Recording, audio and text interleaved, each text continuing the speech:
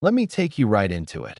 Imagine you're jolted awake in a freezing alley by the sharp crackle of a taser, your body spasming against concrete. A cop shouting, "Suspect is down." And for a split second, you don't even know who you are, only that something's gone terribly wrong. That was Staff Sergeant Marcus Rivera's reality that November morning. Homeless, invisible, just a guy behind a diner clutching a cup of lukewarm coffee. And 6 minutes later, that same alley would become the scene of a military rescue operation nobody in this small town would ever forget.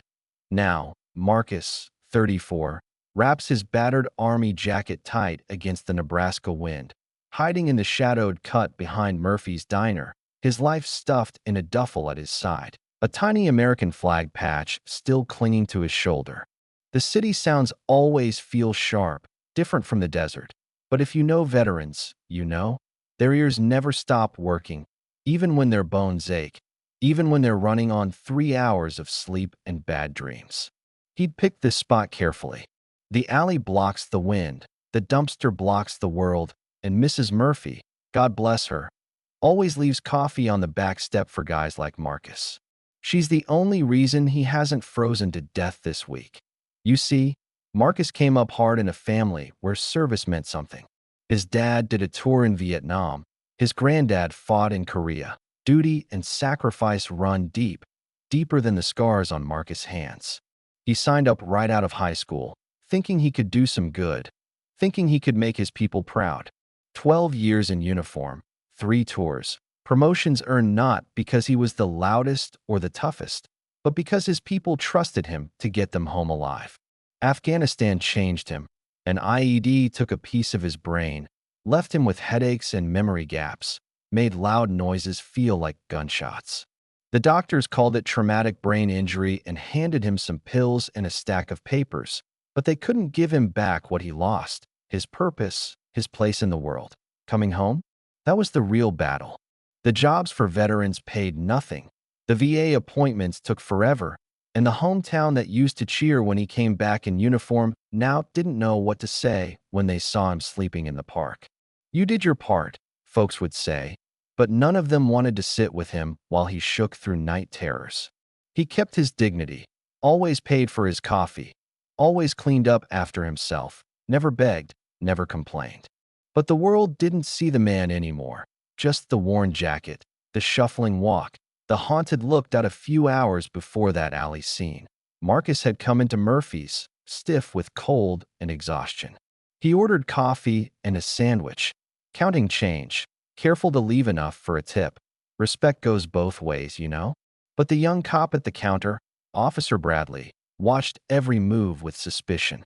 Fresh out of the academy, Bradley's uniform was perfect, his attitude wasn't. He saw Marcus as a threat, a nuisance. Never mind the name patch, the military ID, the fact that Marcus was a paying customer.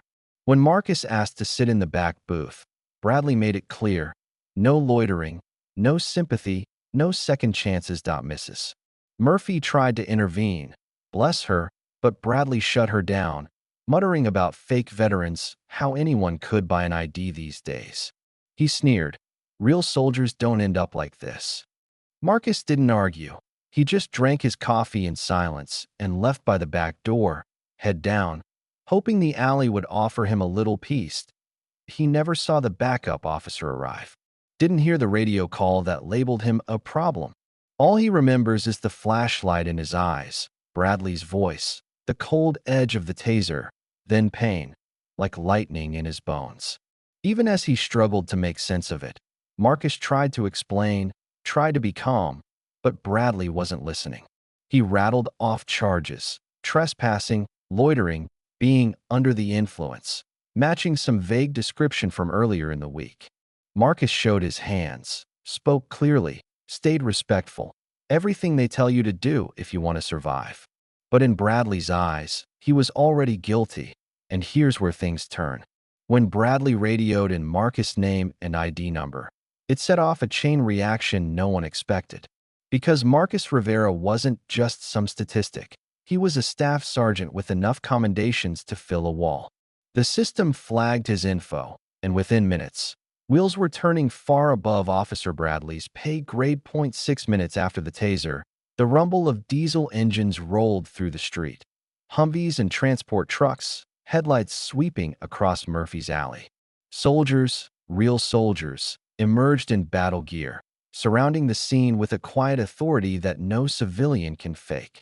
Their leader, Master Sergeant Williams, didn't need to raise his voice. He knelt beside Marcus, checked him over, then stood up and locked eyes with Bradley, letting the silence say what words couldn't. Bradley froze. His backup officer faded into the background, wanting no part of this. Williams introduced himself with clipped courtesy, barely hiding his anger. "You know who this is?" he asked Bradley. "This man saved my life in Afghanistan. He bled for this country." The story spilled out. How Williams had tracked Marcus through the veteran's grapevine. How he'd heard Marcus was struggling. How this wasn't just a rescue. It was a brother refusing to let another brother fall through the cracks. Mrs. Murphy appeared with sandwiches and coffee for everyone, tears running down her cheeks, relief etched into every line of her face.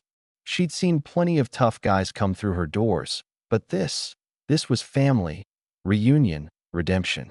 The soldiers removed the taser wires, helped Marcus to his feet, checked him over with a medic. Marcus couldn't stop staring at them. His people, his brothers and sisters. He wasn't alone anymore. As the convoy prepared to roll out, Williams explained what came next. "We've got housing lined up. Job training, too. And you're not doing this alone, Marcus. You're with us." The convoy moved out, blocking off the street. A silent procession that left Bradley and his supervisor staring after them, wondering what it really means to serve. Later, as quiet settled over the alley again, Marcus took a last look at the spot where he'd almost been forgotten. It was still just a patch of concrete behind a diner, still cold, still lonely, but everything felt different. He knew there'd be hard days ahead, knew the transition wouldn't be easy, but this time, he wouldn't face it alone. That's the promise they made in the field and on the battlefield. Leave no one behind. As for Officer Bradley, he learned something about respect that night, about how you don't get to judge a man's story by the way he looks, and you sure as hell don't get to question what it means to be a hero. Some lessons come slow, and some hit you like a freight train. Now, let me ask you, where do we draw the line between enforcing the law and honoring the sacrifices of those who served? When does suspicion cross over into disrespect? How do we make sure no one, veteran or not, gets left behind in our own backyards? I'd love to hear your take. Drop your thoughts below, share your experience, and let's keep this conversation going. Because real justice? It's not just what happens in a courtroom. It's how we treat each other when no one's watching.